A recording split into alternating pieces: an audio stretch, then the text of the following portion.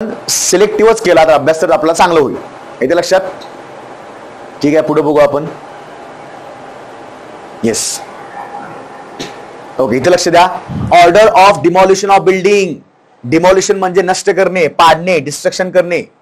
बांधलेली काही जागा असेल ना ती पूर्ण हद्दपार करणे, पाडून टाकणे, डिमॉलिशन करणे. बघा 44 सांगतं. तुमचं काम एवढंच आहे की मी या ठिकाणी सुद्धा हायलाइट केलंय बघा, म्हणजे सेक्शनचा अर्थ काय आहे. फक्त मेन कंटेंट बघत चला.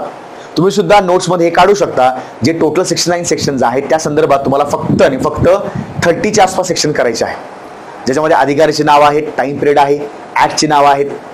ठीक आहे, त्याला आपण काय कॉम्पन्सेशन कसं करायचं या सगळ्या मी गोष्टी सांगितलेल्या आहेत. 44 सांगतं बघा, where the erection of any building in any industrial estate or industrial area has been commenced. जर समजा इंडस्ट्रियल एरियामध्ये कोणत्या बिल्डिंग बांधकामाची सुरुवात झाली असेल, और इज बीइंग कॅरीड ऑन और हॅज बीन कम्प्लिटेड, जर पूर्ण झाली असेल किंवा ती गोष्ट चालू असेल, और any existing building is altered in contravention of the terms on which such building or the land on which it stand is held or granted under this act, any officers of the corporation empowered by it in this behalf may, in addition to any prosecution that may be instituted under this act, make an order directing that such an erection shall be demolished by the owner. जर industrial एरियामध्ये कुठली building उभी राहिली असेल तर तिला पाडलं जाईल. Demolished by the owner thereof within such period not exceeding 2 months. 2 महिन्यापेक्षा जास्त कालावधीमध्ये नाही. As may be specified in the order, and the failure of the owner to comply with the order. जर त्या ओनरनं ही ऑर्डर कॉम्प्लाय केली नाही, म्हणजेच काय त्यांनी ते ऐकलं नाही, त्यांनी त्यांची बिल्डिंग पाडली नाही, तर the officer may himself cause the erection to be demolished and the expenses of such demolition shall be recoverable by the corporation from the owner. जर त्यानं काय ऐकलं नाही, त्यानं 2 महिन्यामध्ये काय सांगितलं नाही की बाबा चला त्यानं पाडलेलं नाही इमारत, त्याची काय बिल्डिंग असेल जी त्या कॉर्पोरेशनच्या एरियामध्ये असेल, तर स्टेट गव्हर्नमेंटनं कॉर्पोरेशनने सांगितल्याप्रमाणे जो अधिकारी तिथे काम करेल ती बिल्डिंग पाडून टाकेल. आणि जेवढा खर्च येईल ते बिल्डिंग पाडण्यामध्ये, कारण का भरपूर पोकलँड असतील, काही क्रेन्स असतील, काही गोष्टी असतील, ड्रिलिंग करावं लागेल, जे पाडावं लागेल, तो पाडण्याचा खर्च त्या ओनरकडनं वसूल केला जाईल. लक्षात ठेवायचं आहे, corporation from the owner demolished and expenses, जो काही खर्च असेल ऑफ सच डिमॉलिशन, पाडण्याचा, बांधकाम पाडण्याचा जो काही खर्च असेल, शाल बी रिकव्हरेबल, रिकव्हर करू शकतील. कुणाकडनं? ओनरकडनं. कोण करणार? कॉर्पोरेशन करणार आहे. मित्रांनो, हे खूपच जास्त सेक्शन महत्वाचं वाटायला लागले मला, कारण जेव्हा तुम्ही बिल्डिंग पाडता, ठीक आहे, आता तसं बघायला गेलं तर सगळं जे काही त्याला आपण काय म्हणूया, कॅपिटल, त्याला खूप मोठ्या अशा मशिनरी आहेत, भांडवल जे असतं त्याच्यामध्ये, म्हणजे तुम्ही बिल्डिंग पाडताना ज्या गोष्टी वापरता, तर ऍक्च्युली त्यांना खर्च स्वतःलाच करावा लागेल, कुणा कॉर्पोरेशनला. पण जेवढा खर्च त्यांनी दिवसभरात केलेला आहे ते पाडण्यासाठी, तो खर्च सगळा काय करतील, ते रिकव्हर करतील. लक्षात ठेवायचं आहे, खूप जास्त मित्रांनो महत्वाचं आहे. Then any person aggrieved by an order under subsection 1 may appeal against that order within 30 days from the date thereof to committee of the corporation set up for the purpose by regulations. यासाठी corporation एक समिती नेमेल. त्या समितीचं काम काय बघा, जर कुठल्या पर्सनला अग्रीव झालं, प्रॉब्लेम झाला, by the order under subsection 1 may appeal against that order. त्या ऑर्डर म्हणजे समजा ऑर्डर आली, तुमची भिंत, तुमची बिल्डिंग पाडायची आहे, त्या ऑर्डर आल्यानंतरच्या 1 महिन्यामध्ये. लक्षात ठेवायचा, 30 डेज, 60 डेज, पुन्हा मागे 30 डेज बघितलं, म्हणून तुमचं काम असणार आहे नोट्स मध्ये फक्त डेज व्यवस्थित बघा. तुम्हाला थोडं शफलिंग करतील, तुम्हाला जम्बलिंग करू शकतात. लक्षात ठेवायचं. देन 45 बघा काय सांगतं. 45 काय आहे, power to stop building operations. तिथे आपण काय बघितलं, पॉवर टू डिमॉलिश. आता आपण काय बघतो, power to stop building operations where the erection of any building in an industrial estate or industrial area has been commenced. जर त्याला बांधकामाला सुरुवात झाली असेल, और इज बीइंग कॅरीड ऑन, त्याच्यामध्ये काय सांगितलं बघा, एकदम तुम्हाला डिरेक्टली स्पेसिफिक सांगतो. Any officer of the corporation empowered in this behalf may, in addition to any prosecution that may be instituted under this act, make an order requiring the building operations in relation to such erection. ज्या काही बांधकाम चालू असेल, building operation चालू असतील, power to stop, तर त्या corporation दिलेल्या एक अधिकारी जो असतो, जो सगळा अधिकार, सगळ्या पॉवर असतील, तो अधिकारी काय करेल, तर बिल्डिंगचं बांधकाम थांबवू शकेल. मी कुठली बिल्डिंग म्हणतोय बघा, या 2 केसेस आहेत. पहिलं काय, बांधकाम पूर्ण झालेली बिल्डिंग मला डिमॉलिश करायची आहे, यापूर्वीचा article 44.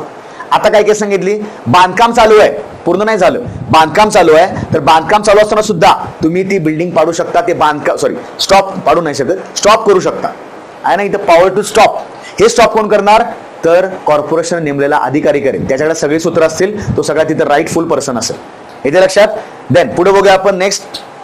Corporation or the officer empowered as aforesaid may require any police officer to remove the person by whom the erection of the building has been commenced.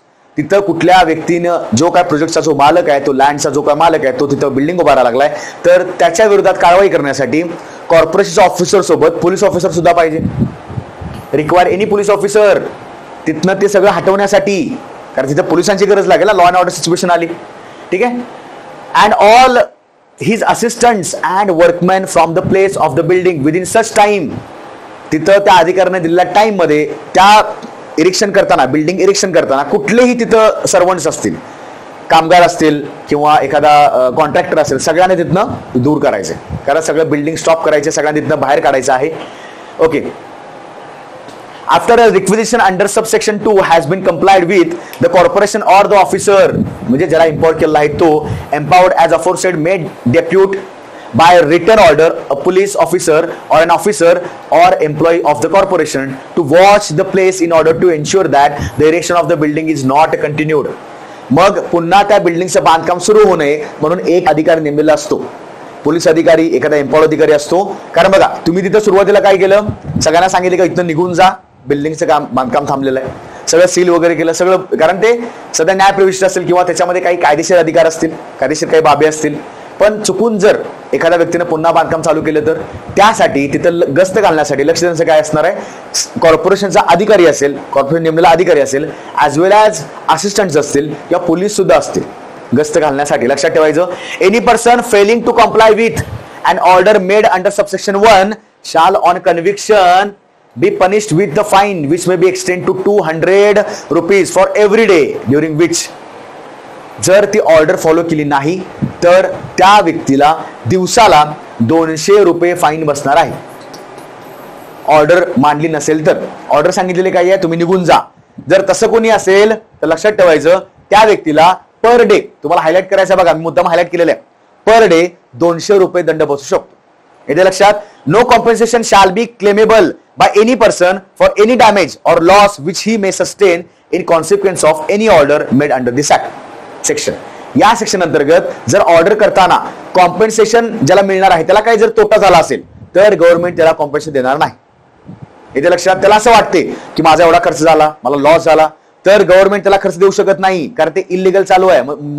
मुद्दा काय आहे, तर गव्हर्नमेंटने सांगितले की काम थांबवा, पण काम थांबवताना तुम्हाला गव्हर्नमेंटला असं वाटलं की अरे हे उगाच पुन्हा जाऊन काम करतायत, सगळ्यांना हटवलं, त्यात जर काही खर्च आला असेल तर लक्षात ठेवायचं, म्हणजे त्या व्यक्तीला, कारण सगळ्या कामगारांना आकलून जावं लागेल, त्यांना पैसे द्यावे लागतील, गव्हर्नमेंट त्या अबाईड नाही आहे, गव्हर्नमेंट त्यांना खर्च देऊ शकत नाही, लक्षात ठेवायचं. ओके.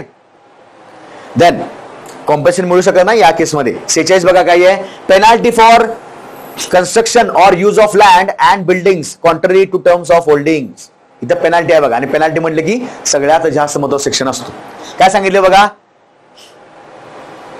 एनी पर्सन, 46 आहे, any person who whether at his own instance or at the instance of any other person undertakes or carries out construction or alteration to any building.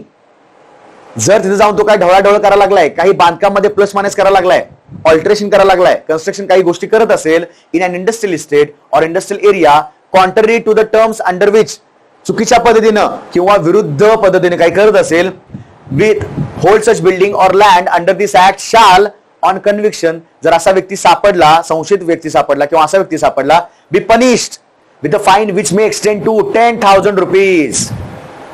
जर तुम्ही बांधकामच्या क्षेत्रामध्ये जाऊन, इंडस्ट्रियल एरियामध्ये जाऊन, इस्टेटमध्ये जाऊन चुकीच्या पद्धतीने काही गोष्टी करत असाल तर तुम्हाला 10,000 रुपये दंड आहे. बघा वरती किती होता, 200. तो कशासाठी होता, प्रत्येक व्यक्तीला, म्हणजे ईच डे चुकीचं काम करायला लागलाय तर तुम्हाला ईच डे फाईन आहे. आणि जर तुम्ही तिथं जाऊन या गोष्टी करताय, कोणत्या, तुम्ही लँड म्हणजे बिल्डिंगच्या एरियामध्ये जाऊन कन्स्ट्रक्शन ऑल्टरेशन करताय, चुकीच्या गोष्टी करायला लागलाय, तर तुम्हाला 10,000 रुपये पर्यंत, म्हणजे मॅक्सिमम किती असणार आहे, 10,000, एक्सटेंड आहे बघा, एक्सटेंड टू 10,000 रुपीज दंड होऊ शकतो. And in the case of continue contravention, जर तुम्ही वारंवार तिथं तुम्ही गुन्हा करायला लागला तर काय होईल, with a further fine which may extend to 500 rupees for every day. तुम्ही त्या गोष्टी करत असताना दिवसाला 500 रुपये तुम्हाला फाईन बसणार आहे.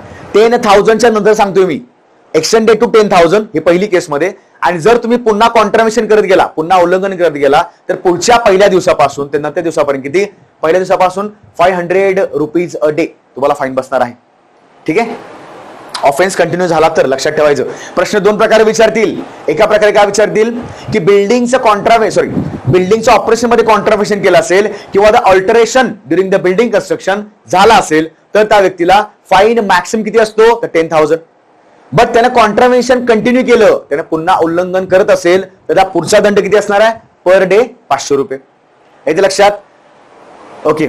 Any person who uses any land or building in an industrial state or industrial area contrary to the terms under which he holds such land or building under this act or in contravention of the provisions of any regulation made in this behalf shall on conviction be punished with a fine which may extend to 5,000 rupees. Okay. लक्षात ठेवायचं. Any person uses any land, जर त्यानं वापर केला असेल, इथे कन्स्ट्रक्शनचा मुद्दा नाही, इथे मुद्दा कोणता आहे, जर त्याने त्या लँडचा वापर केला असेल, गव्हर्नमेंटने सांगितले की सगळं थांबवा, तर सुद्धा काय करायला लागलाय, जाऊन लँडचा वापर करतोय. आता लँडचा वापर करायला लागला ना, बिल्डिंगचं काय करत नाहीये, मग थोडा हलका फाईन असणार. तो किती असणार आहे, लक्षात ठेवायचं.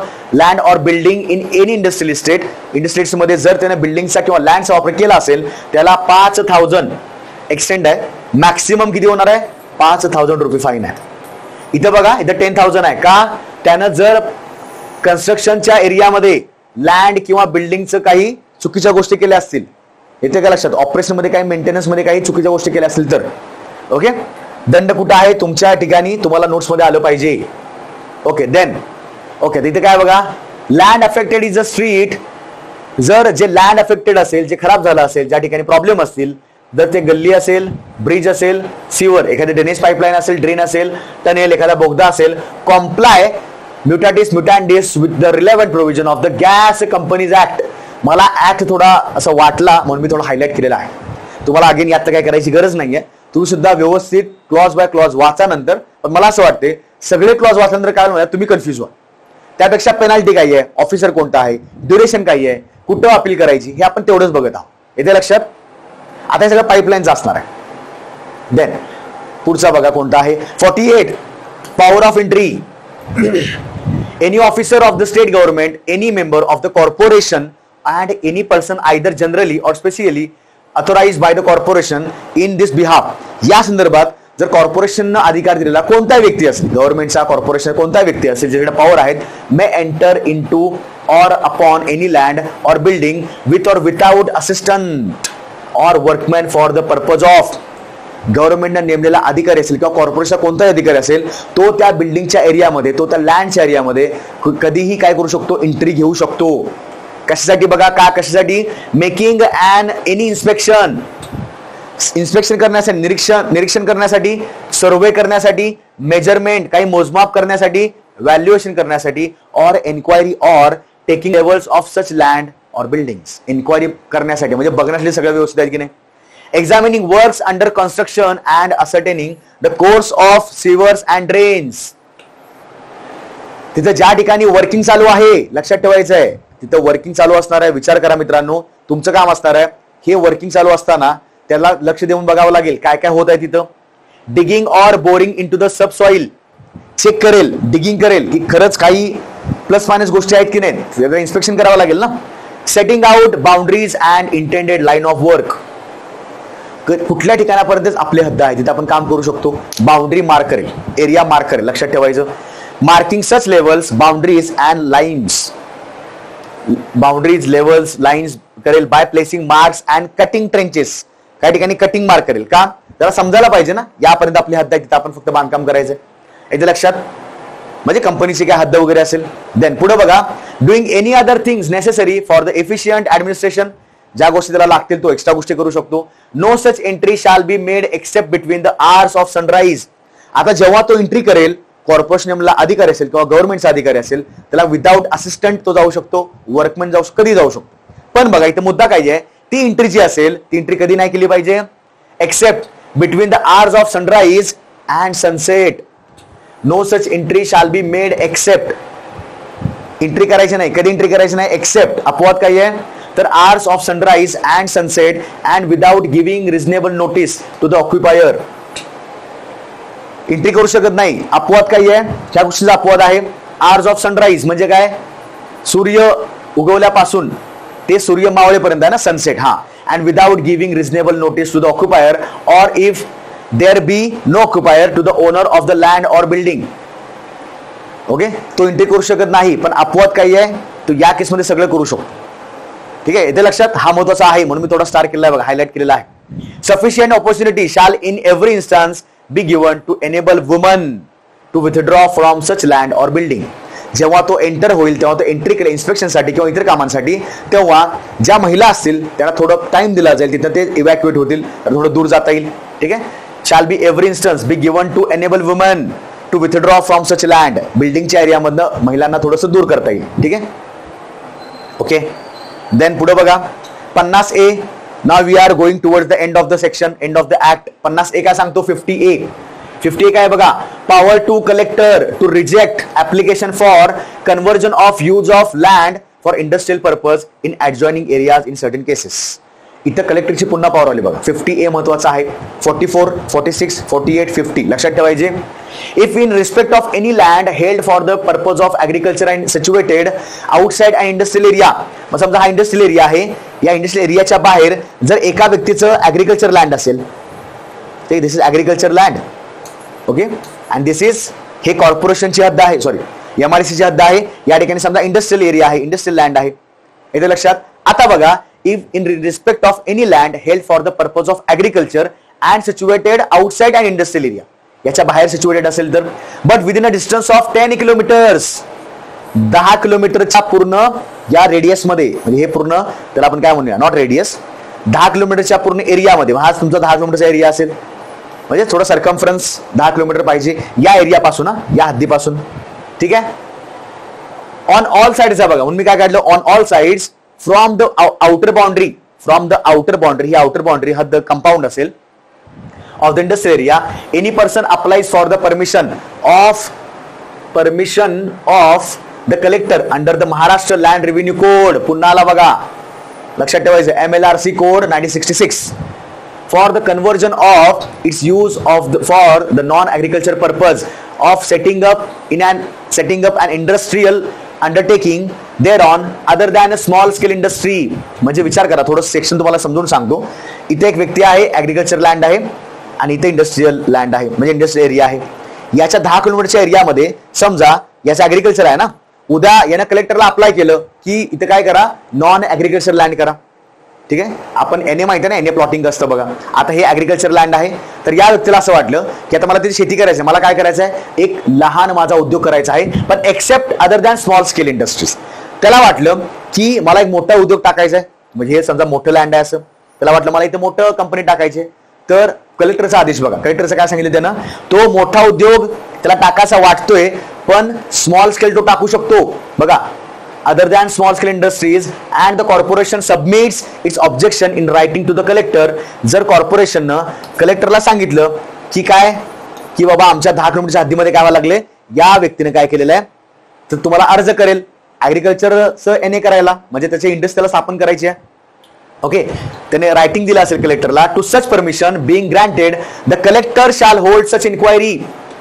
कलेक्टर सगळा विचार करेल, बाबा तू का असं का करतोयस, तुला ऍग्रिकल्चरचं NA का करायचं आहे, तुझी इंडस्ट्री कोणती आहे, सगळा त्याचा छानबीन करणार.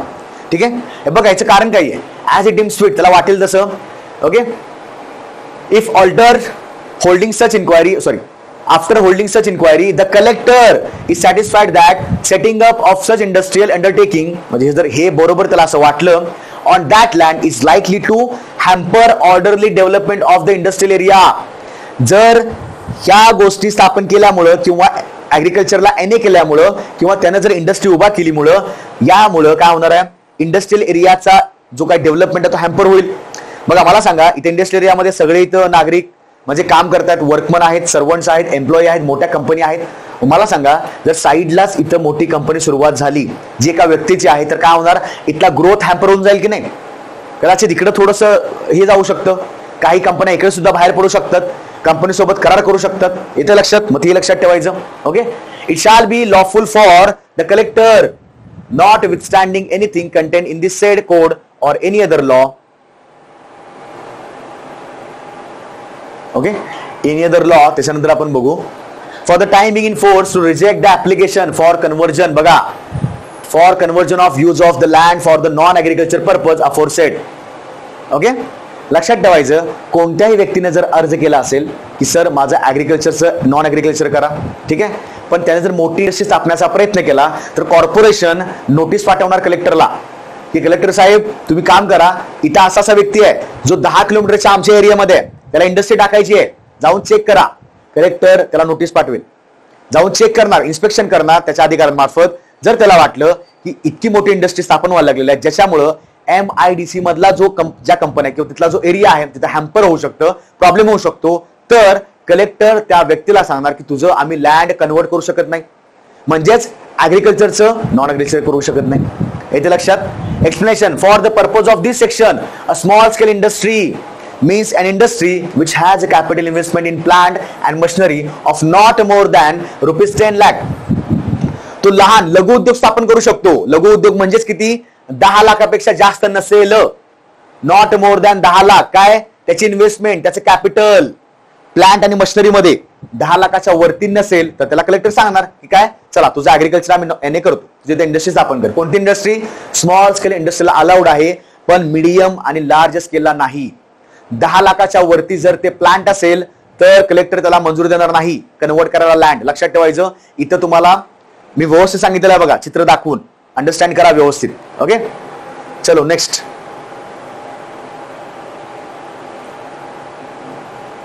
ओके, बाकी बरेचसे सेक्शन असे आहेत जे तिथं असे वाटत की इम्पॉर्टंट प्रश्न येऊ शकतात. 58 काही आहे, डिझॉल्युशन ऑफ कॉर्पोरेशन. कॉर्पोरेशन नष्ट करता येते, पूर्ण त्याला आपण काय म्हणतो डिझॉल्युशन करता येतं. कोण करणार? State government is satisfied that the purpose of for which the corporation was established under this act have been substantially achieved as so as to render the continued existence of the corporation in the opinion of the state government unnecessary, that government may be by notification in the official gazette declare that the corporation shall be dissolved with the effect from such date as may be specified. गव्हर्नमेंटला वाटलं corporation आपली सगळी कामं केलेली आहेत, सगळं व्यवस्थित चाललेलं आहे, आता कॉर्पोरेशनची गरज नाही आहे, सगळ्या गोष्टी क्लिअर झाल्या तर किंवा अननेसेसरी आहे तर गव्हर्नमेंट कॉर्पोरेशन डिझॉल्व्ह करू शकते. येते लक्षात. ओके, मग या डेट पासून गव्हर्नमेंटच्या ऑर्डरच्या डेट पासून काय काय होणार बघा. All properties funds and dues which are vested in or realisable by the corporation shall vest in or be realised by the state government.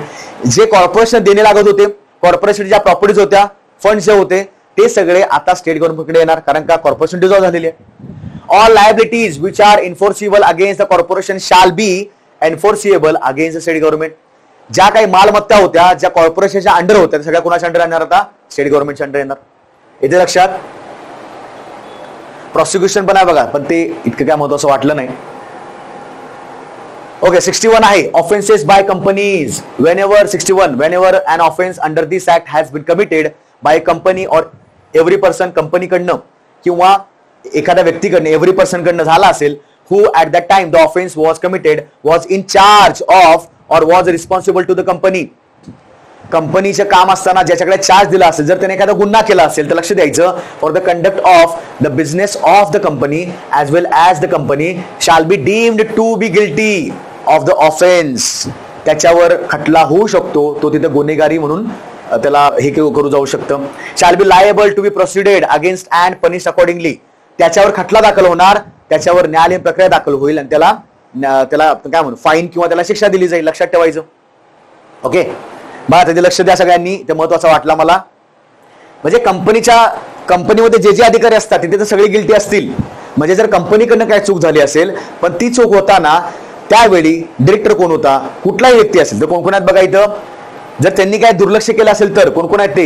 Any director, कुठलाही संचालक असेल, मॅनेजर व्यवस्थापक असेल, सेक्रेटरी सचिव असेल, ऑर अदर ऑफिसर इतर कोणताही officer असेल of the company, such director, manager, secretary or other officer shall also be deemed to be guilty.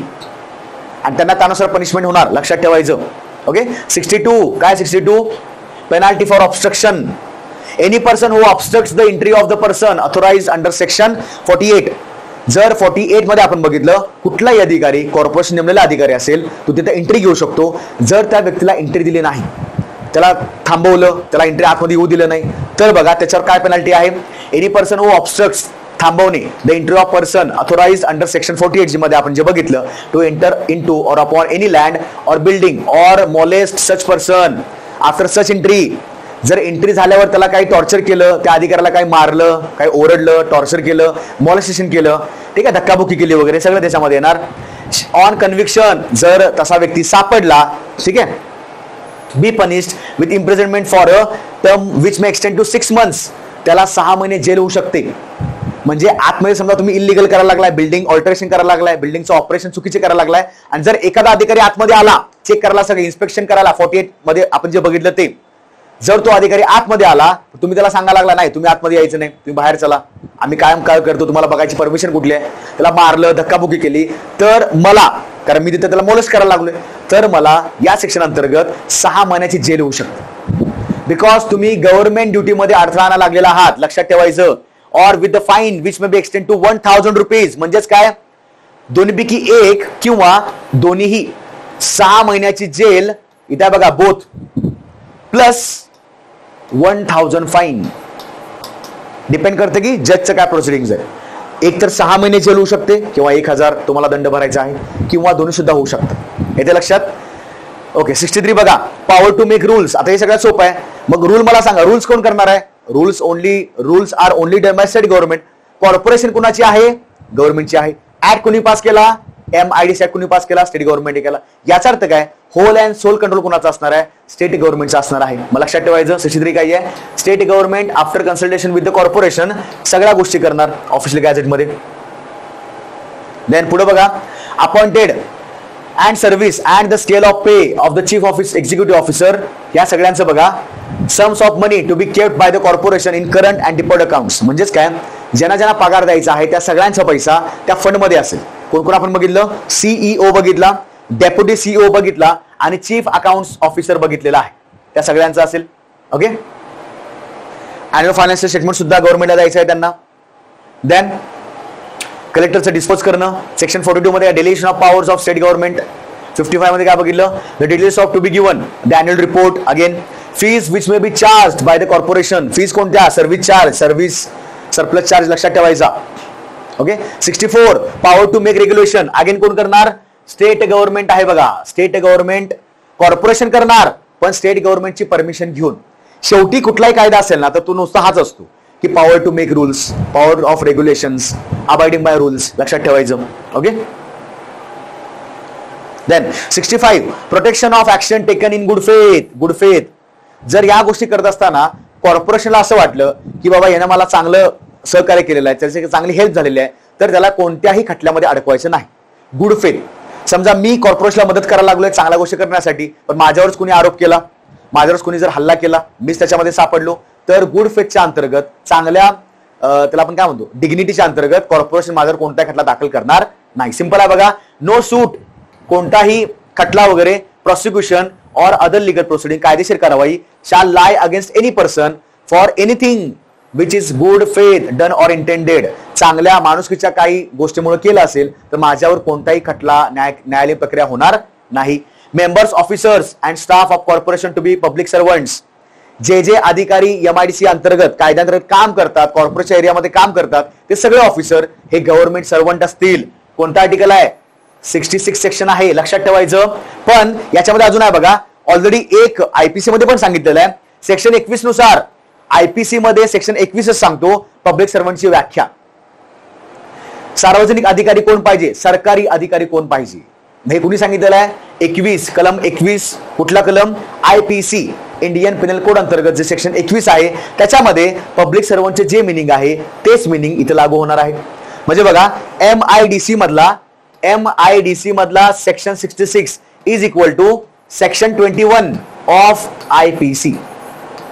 21 आणि 66. MIDC मधले जे अधिकारी आहेत ते पब्लिक सर्वंट आहेत. या पब्लिक सर्वंटची व्याख्या कुठे केलेली आहे, सेक्शन 21 IPC. तुम्हाला विचारलं जाऊ शकतं, लक्षात ठेवायचं आहे. Okay, then 68, 69. ठीक आहे, सो लक्षात ठेवायचं. ओके, बाकीच्या काही गोष्टी करायची गरज नाहीये. माझं एवढंच म्हणणं आहे की जेव्हा तुम्ही हा ऍक्ट तुमच्याकडनं पूर्णपणे वाचाल तेव्हा लक्षात ठेवा तुम्हाला बऱ्याचशा गोष्टी दिसतील. ओके, आता बऱ्याचशा गोष्टी म्हणजेच काय तर खूपच जास्त इम्पॉर्टंट गोष्टी आहेत. त्या म्हणजे लक्षात ठेवायचं की जरी आपण ऍक्ट प्रॉपरली बघितलेला आहे, one by one each and every section we have studied, but now the case is की स्टडी करत असताना तुम्ही रिपीटेड जास्त केला, रिव्हिजन जास्त केली पाहिजे. तुमच्याकडे एक पूर्ण एक पेपर घ्या, पेपर व्यवस्थित तुम्ही काय करा कंटिन्यू त्याच्यामध्ये हे आणा, सेक्शन त्याच्यामध्ये कुठला अधिकाऱ्याचं नाव आहे, त्याचे काय टर्म असेल, त्याला कोण पदावर करणार, जे काय असेल तुम्हाला एका पानामध्ये सगळा ऍक्ट बसवता आला पाहिजे. एक म्हणजे पाठपुट पण चालेल, रिव्हिजन अशी करावी लागेल. प्रत्येक वेळी तुम्हाला पीडीएफ वाचत बसण्याची गरज नाहीये. माझं काम एवढंच आहे, तुम्हाला फक्त मी बाकीच्या गोष्टी पण सांगितल्या. ऍक्शन कधी दिला गेला, त्यावेळी महाराष्ट्र सीएम कोण होते, फायनान्स मिनिस्टर कोण होते, सगळं मी सांगितलेलं आहे. आता लक्षात ठेवायचं की थोडंसं आपण फक्त सेक्शन एकदा रिवाइज करूया, टोटली कुठले कुठले आहेत एकदा बघू आपण याच्यामध्ये. ओके, बघा कॉन्स्टिट्यूशन आहे 4, 5, 6 सलग करायचे, 12 करायचा. 12 का ऑफिसर्स अँड सर्वंट्स, आत्ताच बघितलं बघा आपण पब्लिक सर्वंट सगळे एमआयडीसीच्या म्हणजे कॉर्पोरेशन मध्ये काम करणारे सगळे लोक. ओके, 12 एक इम्पॉर्टंट आहे. देन पुढं पॉवर टू ले सर्व्हिस चार्ज, कोण सर्व्हिस चार्जेस ले करणार, कॉर्पोरेशन ले करणार. का ले करणार, कारण त्यांनी त्या एरियामध्ये, त्यांनी त्या इंडस्ट्रियल एरियामध्ये रोड केलेले असतात, पाईपलाईन केलेले असतात, ड्रेनेज फॅसिलिटी केलेले असतात, त्यांचा खर्च झालेला आहे. मग सुविधा पुरवल्यावर काय होणार, ते तुम्हाला सर्व्हिस चार्ज घेतील तुमच्याकडनं. 17 सर्व्हिस चार्ज, असं लक्षात ठेवा 17 service charge, 17 service. Okay, then पुढचा बघा application of Bombay government premises act तो लागू झालेला आहे. कॉम्पेन्सेशन, मला या चॅप्टरमध्ये चॅप्टर नंबर 6 मध्ये खूपच जास्त कलम आढळलेली आहेत. बघा 33 मध्ये कॉम्पेन्सेशन, जर त्या व्यक्तीला आढळलं नाही तर तो काय करेल, अपील करेल. पुन्हा पेमेंट ऑफ कॉम्पेन्सेशन, गव्हर्नमेंटने पेमेंट दिलं पाहिजे. Okay, then investment of amount deposit in the court, कोर्टमध्ये तुम्हाला सांगावं लागेल, कोर्ट सांगेल ना तुम्हाला एवढे पैसे द्यायचे आहेत, तुम्हाला ते पैसे द्यावे लागतील. Disposal of payment of interest, payment करण्याचा वादा केला असेल पण त्याच्यानंतर बराचसा कालावधी उलटला असेल तर किती सांगितलं होतं, इंटरेस्ट किती असणार, पर ॲनम 4%. लक्षात ठेवायचं. ओके, बघा सलग इम्पॉर्टंट आहेत, तसं करू शकता अभ्यास. देन पुढे काय आहे, इथं पण मला एक महत्वाचं वाटलं, मला आय थिंक 7 मध्ये मिसलेनियस प्रोव्हिजन्स, हा चॅप्टर 7 लास्ट आहे बघा. ओके, याच्यामध्ये काय काय आहे, 43 default by owner of land in industrial area, order of demolition, building पाडू शकतात, बांधकाम स्टॉप करू शकतात. बघा लागूनच आहेत, लागूनच आहेत. आणि जर ऐकलं नसेल तर काय होणार, पेनल्टी दाखल होणार. पुन्हा इथं 50A मध्ये कलेक्टर येतो बघा, 50 बॉस कलेक्टर, तो सगळं करेल, रिजेक्ट वगैरे करेल. 50A पण मी काय सांगितलं तर कन्व्हर्जन ऑफ लँड, कोणतं, agriculture land to non agriculture land. Area किती आहे, कितीचा एरिया पाहिजे, इंडस्ट्रियल एरिया पासून जर 10 किलोमीटरची हद्द असेल सगळ्या बाजूंनी तर ते लँड एने होऊ शकत नाही. दुसरी गोष्ट स्मॉल स्केलला अलाउड आहे, जर मोठ्या इंडस्ट्री असतील तर त्याची परमिशन, त्याला परमिशन देऊ शकत नाही. कोण देऊ शकत नाही, कलेक्टर देऊ शकत नाही, ते लक्षात ठेवायचं. कॉर्पोरेशन समाप्त करून टाकणे 58. 62 पेनाल्टी फॉर ऑब्स्ट्रक्शन, पेनाल्टी पण आहे मग सांगितल्याप्रमाणे. देन मेंबर्स 66 लक्षात ठेवायचा, कशानुसार आहे, सेक्शन 21 नुसार. कोणत्या सेक्शन 21, IPCच्या सेक्शन 21 मध्ये आहे की पब्लिक सर्वंटची व्याख्या काय आहे, तुम्हाला 60 मध्ये आणायचं आहे. येते का लक्षात. ओके, चला पुढे बघूया. येस, एकदा आपण ऍक्ट पूर्ण बघितलेला आहे. तुमचं काम असणार आहे व्यवस्थित 2 व्हिडिओ बघा. पार्ट 1 मध्ये पहिले आपण 30 सेक्शन बघितले होते, पार्ट 2 मध्ये आपण पुन्हा 30 सेक्शन, म्हणजे थोडं पटपट बघितले. पण लक्षात ठेवायचं तुमचा अभ्यास असाच झाला पाहिजे, whether you are studying RTI or ITS or this particular act. What's your work now, एक पान घ्यायचं, ITI फक्त महत्वाच्या सेक्शन्स काढायचे, इम्पॉर्टंट काही पर्सन काढायचे, कॉन्स्टिट्यूशन आहे, सिलेक्शन कमिटी आहे, कुठलंही असेल. सेम ITS ला करा, सेम MIDC ला करा. MIDC थोडा मोठा कायदा आहे, ITI ITS 30-31 सेक्शन्स मध्ये होऊन जातो, पण MIDC ला जवळपास 69 सेक्शन्स आहेत. टोटल चॅप्टर्स बघा, अमेंडमेंट बघा, त्याच्यानंतर गव्हर्नमेंटचा ऍसेंट बघा, प्रेसिडेंटचा, त्यावेळी सीएम कोण होते बघा, त्याचं ब्रीद वाक्य काय बघा, मोठं वगैरे बेसिक गोष्टी करून जा. नोट्स मध्ये आणा एका लाईन मध्ये. PDF तुम्हाला फक्त मी नोट्स मध्ये टाकलेली आहे, both ITI also, ITS also as well as this also. व्यवस्थित करून घ्या. येते लक्षात. Thank you for this. Again revision करता येईल तुम्हाला पाहिजे. येते लक्षात. चला, धन्यवाद.